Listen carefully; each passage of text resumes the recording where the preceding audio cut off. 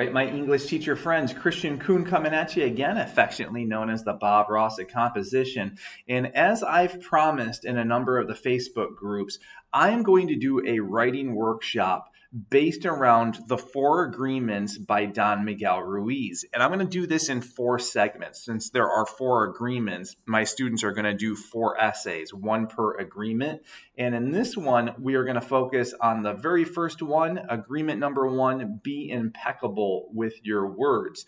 So those that are familiar with my work, you know that what I do is a lot of modeling, give a lot of exemplars on how to crank out an essay. And this one's going to be in the vein of an FRQ3 from the AP Lang exam. For context, I ran this assignment with my 10th grade honor students, and that is more or less like a pre-AP course. They move on to take AP Lang with me the following year. Before we dive in, please subscribe to the channel. It's called Kristian Kuhn, the Bob Ross of composition. Hit the like, leave some comments, and help me beat that pesky algorithm and get my content out there to a wider, vaster reach. Now, there are slides available for this presentation here. Every single slide that you see in this presentation is down below in the video's description. But I also have some of the preliminary activities that we used to get us to the point of writing this essay. So the reader response questions are really, really important. So I did a lot of gamification around those questions. I call it the Plato's Plato discussion, and I can make videos on that if there's enough interest in it. But those questions are enough to guide you and your students through the reading to get to the point of writing an essay. Just scroll down a tad bit in the video description and you'll find everything there for you. So the prompt is very, very basic. It's the first argument paper that my students have seen in their career as sophomores, and I'm keeping it very scaffolded FRQ3 AP Lang. So just building towards their basic building block. So Pearl Strachan opined the following: handle them carefully, for words have more power than atom bombs. Write an essay in which you argue and explore the nature of this claim. So I'll let you read that prompt one more time here, especially the quote. Handle them carefully, for words have more power than atom bombs. So I told you it was going to be pretty basic, but we'll use the heuristics to build the whole essay. So the rest of the prompt is basically taken right from the College Board, from their FRQ3, in terms of the guidelines and the parameters of how to do this. Now, the big thing is this: students need to be taught how to unpack the key diction in a prompt. And in ours, what they really need to do is focus on the quality of words as being akin to atom bombs. So what we did on our whiteboard was each kid had a marker. I called it chalk talk. They had a marker and they wrote down words that are approximate, similar, or synonyms to atom bomb. All right, just so that we're not like super hyperbolic in our writing. And we had a huge bevy of words up there that were, closely akin or run in parallel to atom bomb. So for the writing workshop, you got to ask yourself this right out of the gate. So how do I write the intro? And I always tell my kids with my heuristics that you got 2 ways to go. You can declare the thesis or invert the thesis. Now, for simplicity's sake, one of the things I did, just because I did this is the first paper of the academic year for me, for my 10Hers. I just did them declaratively, just for simplicity's sake. Yes, you can invert the thesis on these, but just to demystify things and keep things bite-sized, I kept it very, very, very basic, and we're going to declare all of them. Now, the other thing I did was this. When I talk about know thy direction, know your direction, I like for my students to lay down a GPS, a roadmap, a compass. I call it the seeds of the line of reasoning. Before they even begin to write, they have to have that organized in their heads. So let me give you the basics of how I set this up. It's just a 4-paragraph essay, intro, 2 bodies, and a conclusion. If you want to do the more traditional 5-paragraph bagger, then by all means do it. And like you can still follow my lead here. But my students on AP Lang and AP Lit only do 4 paragraphs on the exam. So this course front loads AP language, so I'm just setting them up for that. So in terms of knowing their direction, they need to know where are they going in body paragraph number 1 in relation to the prompt, and where are they going in body paragraph number 2 with regards to the prompt. And then you hint at those things in the introductory paragraph. As always, you got to Bob Ross your instruction in order for that to make sense. Otherwise, you're just talking into the ether. It's all pie in the sky for kids, and they're going to have a hard time figuring it out.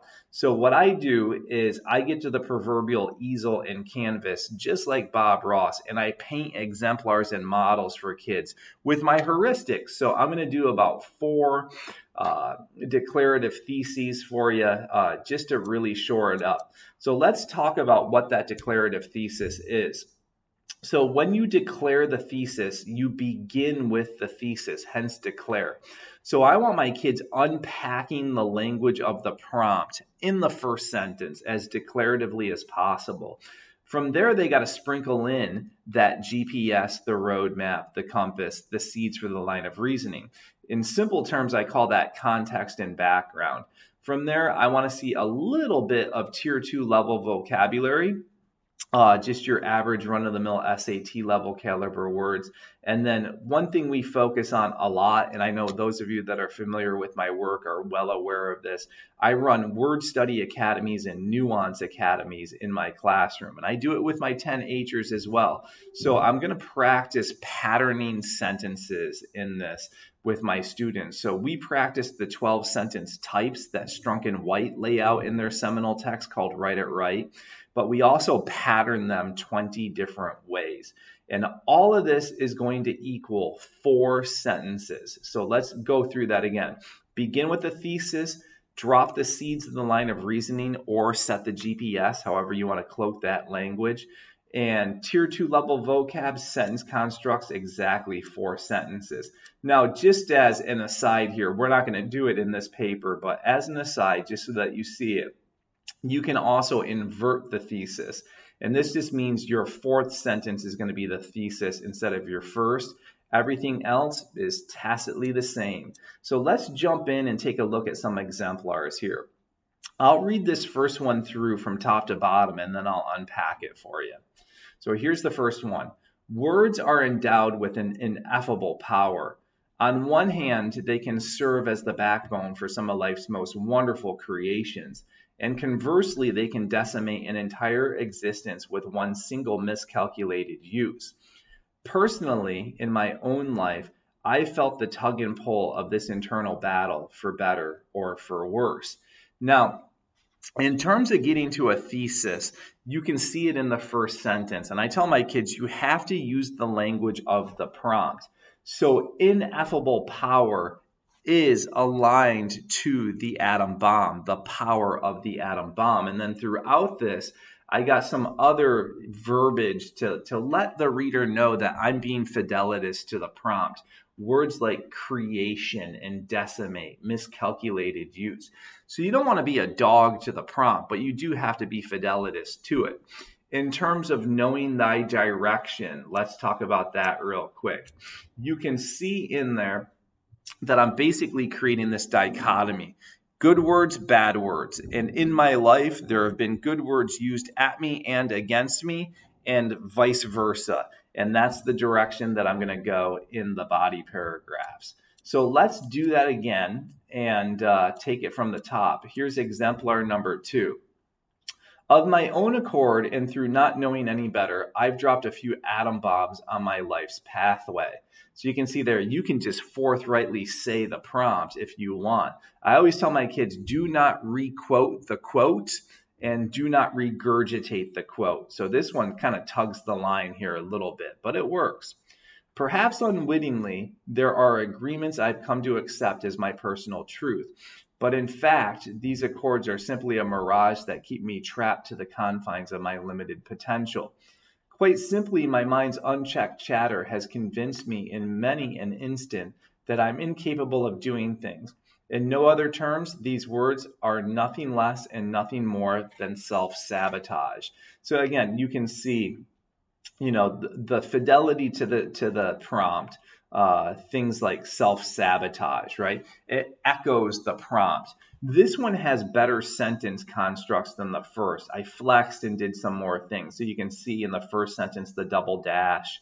I'm using a lot more dashes and commas throughout this, and have longer sentences mixed with shorter sentences. So the voice, the rhythm, the flow is a tad better. In terms of tier 2 level vocabulary, I don't want to sound like a goon. I don't want to sound pretentious. I don't want to espouse that idea that if I use $1 million words that somehow I'm doing great writing. But words like pathway, unwittingly, right, personal truth, unchecked, words like that really bode well in writing. Even, I mentioned it earlier, self-sabotage. So the vocab is elevated a little bit, sounding academic, but it's not contrived, it's not forced, it's very natural. Now, in terms of knowing thy direction, basically both paragraphs are going to be about how I've confined or trapped myself with my mind chatter. So negative mind chatter. And that's something that we really talked about with the impeccability of the word, is not our outward manifested words. It's that internal mind chatter that tends to trip us up the most, that creates the anxiety and the depression and the ill will towards the self. So let's paint another one, and you'll hopefully see pattern, pattern, pattern, pattern. We just do the same thing every single time. Once the voice pulls the trigger on the words it's about to utter, whether internally or verbally, the figurative bullet is on course to hit the target of a new personal agreement. So what we told the kids was this: if you're using any kind of like militaristic diction in that opening thesis statement, you got yourself a thesis. And then in terms of the seeds of the line of reasoning, I was like, hey guys, you can actually put it in parentheses if you want, just to be absolutely explicitly sure. So we're going to do an internal and external verbal exchange here in our body paragraphs with the impeccability of words. So reading on here. If the words are harsh, self-critical, or self-damning, the agreement will carry a like-minded energetic force. So in terms of sentence patterning, one of the things that we're working on are duos and trios. So you can see there that I did a trio. You got harsh, self-critical, self-damning. That's 3, right? And usually if you're going to enumerate in 3, you dash out of it. So I think that's sentence pattern number 7, and we were working on that in class. So just to demonstrate for students how to do it, I busted it out there. Look at the next sentence. And conversely, if the sentiments are uplifting, encouraging, and lighthearted, so you do trios, often you work in series of pairs and parallels. It stands to reason that something positive will be the result. And looking at the course of my 15 years of existence, both sides of this perspective hold true. And that was one of the easy things to talk about in terms of line of reasoning, the GPS, the roadmap, the compass. Do pros and cons, right? So the positive impact of words and the negative. So most students went that route for their seeds of the line of reasoning, positivity and negativity of words. And let me paint one last one for you just to really shore it up and make sure we're all good and squared away. In many ways, words are like tanks and roses all rolled into one. So you can see that militaristic diction in there again, contrast with roses. So in a sense, we've hinted at our lines of reasoning in the body paragraphs in that opening sentence. On one level, our language, whether outwardly spoken or inwardly expressed, can uplift, enhance, or build better one's esteem and worth. So again, I'm showing them there the trio and how to use the parenthetical to set up the line of reasoning. Conversely, the opposite can likewise hold true. Personally, in my own life, these concepts have played themselves out innumerable times. So a lot of these, kids are going to be doing their personal reflections. That's what I wanted from these, is them to think about their own life and their relationship with their words and the language that they use towards themselves and towards others. So that is the intro. One of the things that I did, and what I do always is, I'll model something 4 or 5 times, and then I say, on your mark, get set, go. And the kids do it. And then I have them volunteer to anonymously have theirs projected on the screen, because I'm a firm believer of this. The more writing students see, the better they become. And they need to see student writing just as much as they need to see teacher writing. All right, intros are done, which begs the next question. So, how do I construct the body paragraphs? And we are going to use something called the syllogistic method for this. And I won't, get in like deep jargon-imbued, descriptions of this and the history of it and all that stuff. I'll just give you a working knowledge. In my YouTube channel, I really unpack this in a number of other videos. But in brief, just to give you a working understanding, it comes from the Aristotelian tradition. Aristotle ran a school called the Lyceum, and the kids would go there for oration, polemics, debate. And he said that students argue best when they have a mathematical precision about their execution. And he told them to argue syllogistically, and it meant just going from premise to conclusion. So here's an example of what he would call a cogent argument. So premise 1, arsenic is deadly. You would all nod your head and say, yes, Kristian, you are right. Arsenic is deadly. But if I follow it up with the following textual support, you're going to draw a natural conclusion. So if I'm like, all right, this morning I went out into the kitchen to make a cup of coffee, and I noticed that Skipper, my dog, was underneath the kitchen sink. And lo and behold, the night before, I put arsenic underneath the kitchen sink because we have a rat infestation problem. Skipper pulls his head out and he's got white stuff all over his muzzle and his grizzle. You're naturally going to conclude, uh-oh, Kristian, that's not going to bode well for Skipper. Your dog's going to die. We created logic. We made a full circle reasoning, deductive or either deductive or inductive reasoning equation there. So that's what we want our students to do in all of their writing. So if we take that heuristic of Aristotle's syllogistic method and warp it into one for the purposes of doing an FRQ3 style paper, it's going to look like this. First premise is going to be an argument containing verbiage from the prompt. So again, you got to get anchored in the prompt, and there's math to this. So jot down some notes just to keep the math all squared away. For an introductory paper, especially beginning of the year, I want kids to do this right and get into good habits. So the College Board for the synthesis paper, FRQ1, says your argument must be central. And again, for this, the argument must be central. So I want students to take 3 sentences to build the centrality of their argument, to hold firm the argument. Otherwise, it just becomes a self-reflection. It becomes a diary entry, and we don't want that. We want an argument. So I'm like, just arbitrarily, willy-nilly, just to ensure that we have a centralized argument, you're going to take 3 sentences for that. And I'll model that in just a second. So the 4th sentence begins the second premise. And this is where the textual support comes in, the talk of self. And then you want to have a conclusion on this as well. And this is the textual analysis where, again, you link and echo and promise back to the first premise and the overall prompt and thesis. So one last piece of math. This is going to take about 10 to 12 sentences is what we want for this. So let's download a first premise and see what it looks like. Again, you got to make sure you stayed anchored in the prompt for this first premise.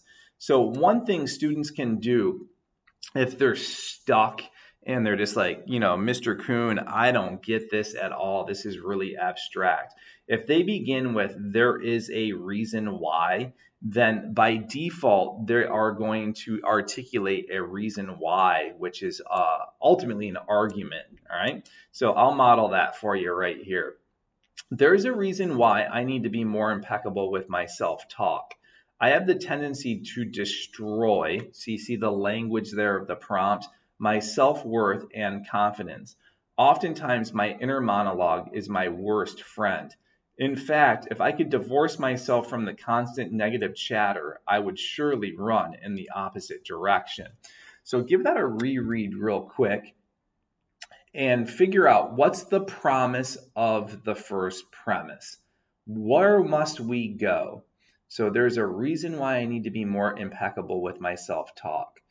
I have the tendency to destroy my self-worth and confidence. All right, so we got to talk about the self and how that inner chatter destroys the inner self. Oftentimes, my inner monologue is my worst friend. In fact, if I could divorce myself from the constant negative chatter, I would surely run in the opposite direction. So, one of the things I have my students do is to ensure that they can articulate the promise of the first premise. And then all the textual support beginning in the fourth sentence, which again is the second premise, needs to be germane and relevant to the promise of the first premise. So let's see that one more time, and we'll level up. We'll get rid of the training wheels, the sentence stem, and just do a nice organic one. So here it is. As a kid transitioning into adulthood, there's one main reason as to why I need to address the lack of impeccability with my word choice. Perhaps it is guilt or simply reflection, but the manner in which I speak to my mother needs some work. All too often, my sarcasm is dismissive and harmful, and I know that it deeply hurts her. So you can see here, we got to talk about the words that we use with mom that are not impeccable, and the damage that has, and the consequences and the ramifications it has in the relationship. So let's rewind it one more time and show you another first premise here. Again, stay anchored in the prompt. Note the language in the first sentence here. This is hyperbolic, just to really show kids what they need to do. Like the heavy arsenal of the most powerful of armies, my words, as well as the words of others, have caused a lot of destruction. Yet, as odd as it may sound, it's not the words that I outwardly speak that have caused the most amount of damage. Conversely, my internal monologue is what trips me up the most. What's the promise of the first premise? To be more impeccable with the self-talk, because the self-talk has caused a lot of harm, a lot of destruction. All right, one last time, because I know students, like, if the wheels are going to fall off the essay, it's right here. Sadly, my older brother's words have decimated my confidence far too many a time. Given our rivalry and the fact that he always deems it necessary to rub my face in my mistakes, he often launches some real zingers at me. Case in point, I'm not the most athletic of persons, even though I love to play. What's the promise of the first premise? I got to talk about how my brother is not impeccable with his words. And with regards to my athletic prowess or lack thereof, he's actually caused me harm with his words. All right, so that's a good thorough overview of how to do the first premise. So let's transition into the second premise. And again, this is at the fourth sentence of the body paragraph. And for this particular paper, I want students to self-reflect and to talk personally. So a transition might look like this. Take, as a perfect case in point, the agreement I made with myself when I learned that I needed to repeat the second grade. Unable to read and write, also severely dyslexic, I vowed to myself that my limitations would not define me or dictate the course of my life. So you see, you got to keep the promise of the first premise, right? And you want to get as specific as possible. Now, think in terms of FRQ3 on the AP Lang exam, where you're using historical examples or pop cultural literature examples. You got to crank the specificity, and that's one of the things that I want to, really emphasize with my 10 honor students right now. is avoiding vagaries, but also once student get to the second premise, they usually have so much to say that they go on and on and on and on and on. But we got to keep in mind that a syllogistic body paragraph is only about 10 to 12 sentences. So look where we would go from here. During the summer, I told myself that I'd return to school poised to be the valedictorian come the date of our graduation ceremony. But here's the thing. Words are meaningless without action. So for the 7-mile bicycle trek to the library, I reminded myself that I was not dumb. Conversely, I uttered the mantra that I would learn, could learn, and would succeed. So we've talked about the trio pattern. So we did that there. And because of this effort and focus, I did finish my high school career with top marks. So clearly I'm talking about the power of word, the impeccability of word, and how you can change your agreements with yourself. But we're not done. You can't just, walk out on a paragraph. You got to wrap it all back to the promise of the first premise plus the prompt and the thesis. And that usually takes 2 or 3 sentences. So let's cross the finish line right here. My words, coupled with disciplined action, are what resulted in my success. Getting held back a grade level could have been a veritable atom bomb that destroyed my confidence and self-worth. But conversely, the event fueled a different spark of personal drive and commitment to self. And some of you might be very keen and say, he linked it all the way back to the atom bomb. Yep. So that's what you do in the conclusion. You got to go all the way back to the prompt and the thesis. And you can see that took all of about 12 sentences, I think, if I count that up. That's hovering right around there. So of course, you can be a little under and go a little over, but the main thing is to sustain that line of reasoning. So the question becomes, what do I do next? Because it's a 4-paragraph essay. Very simple. You bust out another syllogism. So we're going to write a 3-sentence first premise. 4th sentence, transition into self, transition into the textual support, and then you're going to wrap a conclusion on it, all striving for 10 to 12 sentences. So here's my first premise. There is a reason why I need to be more impeccable with my self-talk. I have the tendency to destroy my self-worth and confidence. Oftentimes, my inner monologue is my worst friend. In fact, if I could divorce myself from the constant negative chatter, I would surely run in the opposite direction. What's the promise of the first premise, right? So ask your students this. They have to be able to articulate their promise. So basically, I got to riff a story right now, textual support, about how my negative self-talk, my negative self-banter has crippled me in some way, right? It has not served me well. So 4th sentence begins the second premise, and get into it. Case in point, let us examine my botched promposal from last year. In my mind's eye, I envision the following scene. Boldly and confidently walking into the cafeteria with my ornate signage and bouquet of flowers, dropping to one knee and popping the question. So you can see here, I'm doing all sorts of things at sentence level too. That's part of my Nuance Academy, like, the idea of dropping a colon there. I got dashes going on in here. I got ellipses. I'm just demonstrating for my students how to, use all those syntactical features. But the thing is this, my negative self-talk told me over and over again, she'll say no, you'll be the ridicule of the school, it's going to unfold into one massive colossal blunder. And words, because they carry a like sense of energy, manifest accordingly. But I got to go all the way back to the prompt, all the way back to the thesis. Let's cross that finish line. Given the fact that my words were so self-destructive, again, hint at the A-bomb, I psyched myself out and never even dropped the question. Instead, on the night of prom, I sequestered myself in my room and moped around playing Call of Duty. Again, 10 to 12 sentences. So you just follow this pattern over and over and over again in the syllogistic body paragraphs. Let's try it again. Let's really solidify it one last time. 3-sentence first premise. What's the promise of the first premise? All too often, my negative talk psychs me out in ways that prohibit me from living up to my fullest potential. In such cases, I know the right course of action to take. But because of the projection of my inner monologue, I flee and go the other direction. This is something that needs to be worked on and addressed if I'm going to improve the quality of my life. This is very similar to what we were just talking about, that inner monologue, right? The projection of that voice can, be an A-bomb in and of itself. Fourth sentence, get into the specificity of your textual support. One case in point, rest in the way my current job situation unfolded. My teacher, Mr. Kuhn, told me that Douglas Motor Company was hiring valet attendants. Well, this is something that deeply interests me, especially since I want to work in the automotive industry.